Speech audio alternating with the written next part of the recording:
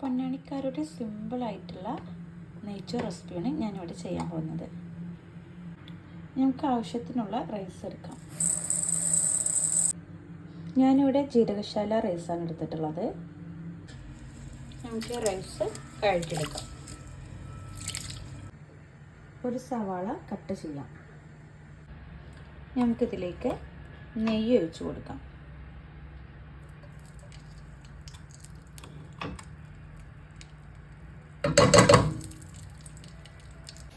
ഇതിലേക്ക് ഇട്ട് കൊടുക്കാനുള്ള സ്പൈസസ് ആണ് കറുകപ്പട്ട, ഏലക്കായ, ഗ്രാമ്പൂ, വലിയ ജീരകം. കുറച്ച് ഉപ്പിട്ട് കൊടുക്കാം. വേഗം വഴന്നിട്ടാണ് കേട്ടോ, അറിയുന്നുണ്ടാവും. ഇനി നമ്മളിതിലേക്ക് കട്ട് ചെയ്ത് വെച്ച സവാള ഇട്ട് കൊടുക്കാം.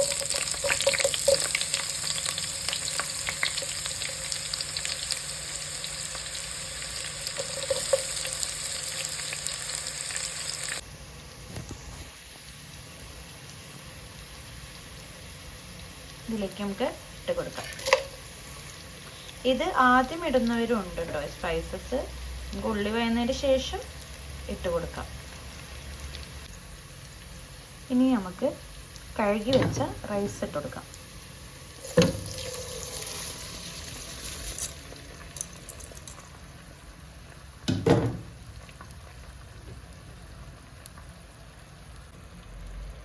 ഇത് നമുക്ക് നന്നായി വറുത്തെടുക്കാം.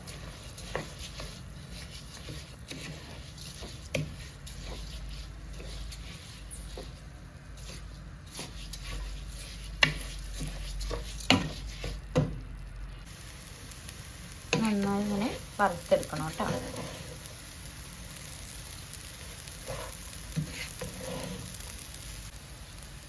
ഇനി ഇതിലേക്ക് ചൂടാക്കിയ വെള്ളം ഒഴിക്കണം. ഞാനിവിടെ 3 ഗ്ലാസ് റൈസാണ് എടുത്തിട്ടുള്ളത്. അപ്പോൾ ഞാനിവിടെ 6 ഗ്ലാസ് വെള്ളമാണ് ഒഴിക്കുന്നത്. ഞാനിവിടെ എടുത്തിട്ടുള്ള ഗ്ലാസ് ഇതാണ് കേട്ടോ. ഈ ഒരു അളവിനാണ് ഞാൻ റൈസ് എടുത്തതും വെള്ളം എടുക്കുന്നതും. ഇനി നമുക്ക് ഇതിലേക്ക് ഒഴിച്ചു കൊടുക്കാം.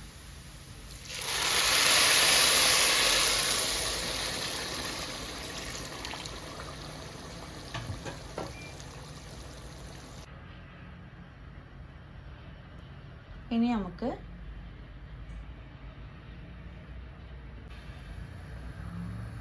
ഉപ്പിട്ട് കൊടുക്കാം. ആവശ്യത്തിനുള്ള ഉപ്പിട്ട് കൊടുക്കാം.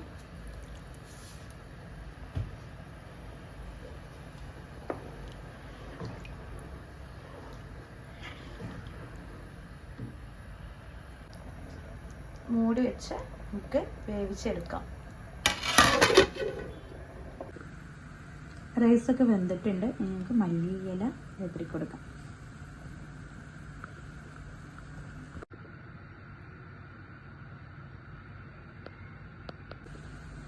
അങ്ങനെ നെയ്ച്ചോറ് റെഡിയായി.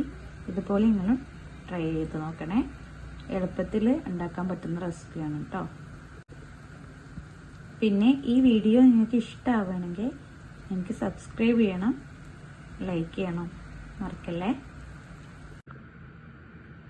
ചൂടുള്ള നെയ്ച്ചോറിലേക്ക് ചൂടുള്ള ബീഫ് കറി, ഒരു ഉള്ളി സലാഡും ഒരു അച്ചാറും ഉണ്ടെങ്കിൽ പിന്നെ വേറെ ഒന്നും വേണ്ട. വയറ് നിറയെ ചോറുണ്ണാം.